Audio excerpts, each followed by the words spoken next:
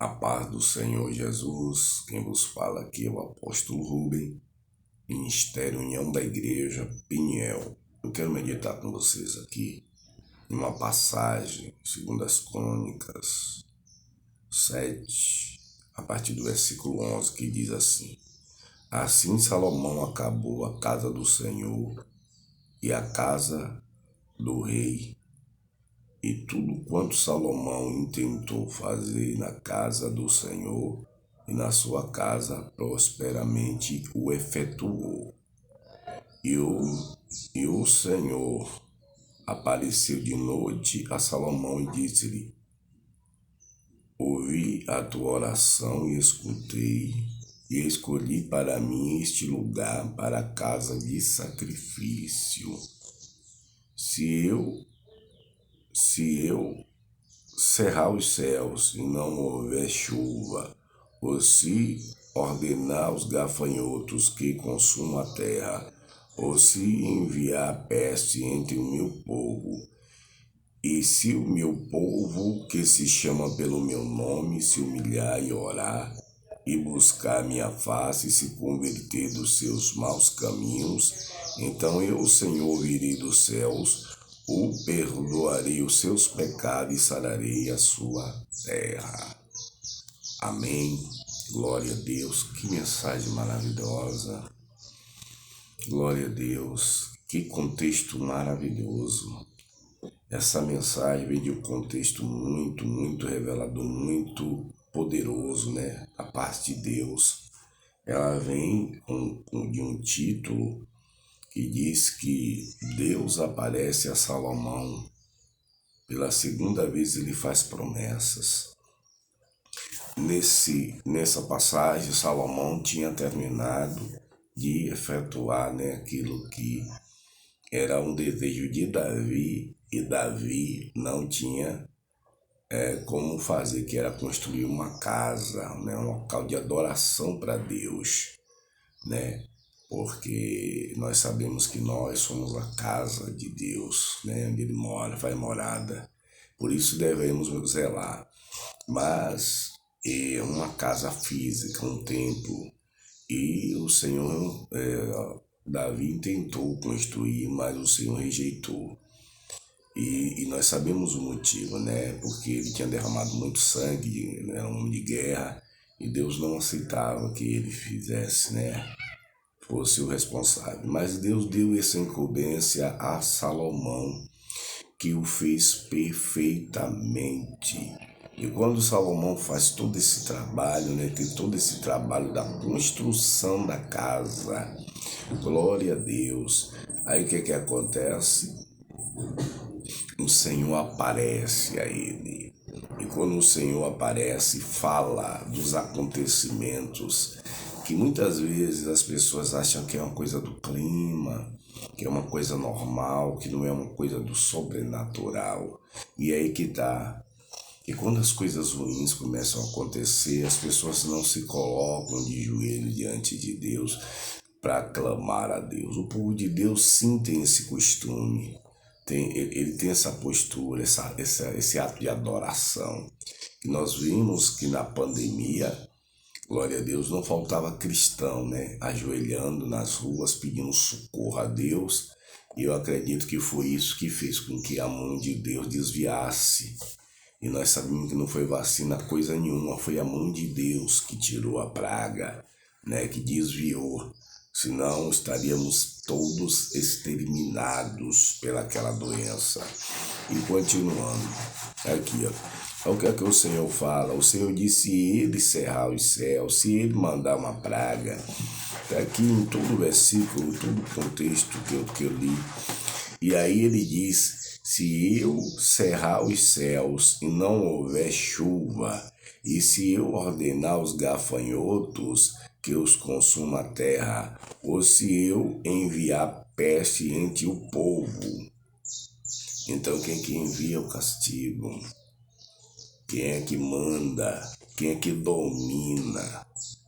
Quem é que tem o poder sobre todas as coisas para abençoar ou castigar? Se você for lá para o capítulo 7, o versículo 1, fala da bênção, né?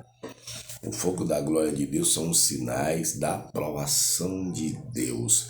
Quando Deus aprova um homem, quando Deus aprova um ministério, Deus responde com fogo. Deus responde com fogo restaurando e Deus responde com fogo provando. Porque o mesmo fogo que prova é o mesmo fogo que aprova. Aleluia. Então ninguém se engane com Deus. Deus é fogo. Aleluia. Ele é amor, é justiça. Quando fala que Deus é amor, não quer dizer que Deus não é fogo.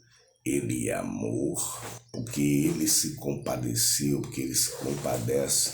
Imagina quem criou um homem tão perfeito não tivesse amor, hein? É um sinal, aleluia, de que Deus ama, é a perfeição que o homem foi feito. Infelizmente, ele usa da sua saúde, da sua vida para praticar o mal, não agravando a todos. Mas se houvesse um pouco de gratidão no coração, ele se arrependeria dos seus malfeitos. E aí vem a resposta divina, né, dizendo a Salomão, esse meu povo que se chama pelo meu nome. Glória a Deus, o povo que se chama pelo nome do Senhor. Não é só dizer Deus, não é só falar, Deus é grande, Deus é Pai, e uma vida errada, uma vida desregrada, sem comunhão com Deus, né? Uma vida, glória a Deus, sem estar congregando, sem ter tomado uma posição com Deus, ele está ali, glória a Deus, o adorando de verdade. Louvado seja o nome de Jesus. Tem que ter um compromisso com Deus. Então falar a Deus somente de boca não é esse povo que ele está falando, não. Ele está dizendo, se o meu povo que se chama pelo meu nome, para Deus chamar de povo dele, tem que ser povo dele. Amém? Glória a Deus. Aí ele diz, se esse povo que se chama pelo meu nome orar, primeiro passo é orar. Orar, se prostrar diante de Deus, de joelho em pé, deitado no chão, clamar, pedir, rogar. Começa no joelho. Ali o primeiro passo é orar. E se o meu povo, né, orar, buscar, estar sempre indo à igreja, à congregação, a pessoas que reprovem ao monte, mas monte também é um local que a gente deve se esforçar para orar, porque o nosso quarto é um monte de oração, na verdade, né? Deus não está só lá no monte, Deus está em todo lugar que a gente invocar Ele em espírito e em verdade. Mas, aleluia, buscar isso, perseguir o que a gente quer, glória a Deus, buscar. Aí tem outra parte também, que é o povo buscar a minha face. E aí depois de buscar a minha face, não vem também, se o meu povo se humilhar, desculpa, que era para eu ter colocado primeiro, mas eu estou colocando agora, se humilhar, irmãos, glória a Deus. O que é se humilhar? Além de se prostrar, se humilhar é confessar diante de Deus as falhas, né? E deixar. Se humilhar é reconhecer que falhou, reconhecer que desobedeceu, que foi maldoso, que foi rebelde aos ensinamentos, ao mandamento de Deus, né?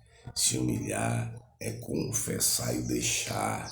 Glória a Deus. Então se humilhar aqui que o Senhor está falando, não está falando de se humilhar somente orar, é se humilhar pedindo a Deus perdão. Glória a Deus, é passando o tempo em oração, mas é reconhecendo primeiro. Quer dizer, antes de eu orar, antes de eu me postar orando, eu já tenho que estar com a intenção no meu coração de se arrepender de tudo aquilo que pratiquei, ou que é o que o homem pratica, que Deus não se agrada. Então, o primeiro passo aqui no versículo 14 do capítulo 7 de 2 Crônicas primeiro passo é se humilhar. Amém, igreja? Então se humilhe, se coloque diante do Senhor, porque aí o Senhor vai cumprir o que Ele está dizendo. Glória a Deus. Então eu ouvirei dos céus, perdoarei os seus pecados e sararei a sua terra. Entendeu? Então essas coisas só vêm contra o homem, mas por prova, né? A praga, o gafanhoto, né? Essas coisas que acontecem, esses fenômenos que destroem cidades inteiras, não é coisa comum, não é coisa que a ciência diga e possa justificar. Ela tenta justificar até, porque ela quer colocar Deus fora, aleluia, para dominar, mas ninguém pense que domina a algum lugar ou algo sem que Deus esteja dando o domínio. O Senhor Jesus foi bem claro sobre isso, que Ele que tem o poder sobre todas as coisas, certo? O Senhor é o Senhor de tudo, Ele é Deus. A Bíblia fala que Deus criou os céus e a terra. A Bíblia também vai revelar no livro de Gênesis que no princípio, aleluia, era o Verbo, e o Verbo era Deus, o Verbo estava com Deus. E o Verbo se fez carne, no livro de João, no capítulo 1. Ele se fez carne, Deus Todo-Poderoso se fez carne para revelar a sua glória, a trazer a sua salvação para a humanidade. Aleluia, mais uma chance e última que Deus está dando ao universo, à terra, ao homem. Glória a Deus, de todas as chances que Ele deu durante toda, aleluia, o Velho Testamento até a graça. Essa é a última porta, essa é a última porta para os gentios. Para os gentios, você, os gentis que são povos de outras nações que têm práticas erradas, ou você mesmo que está desviado, glória a Deus, medite nessa palavra, tá? Em 2 Crônicas, capítulo 7, glória a Deus, a partir do versículo 11. Deus nos abençoe e guarde e nos livre de todo mal.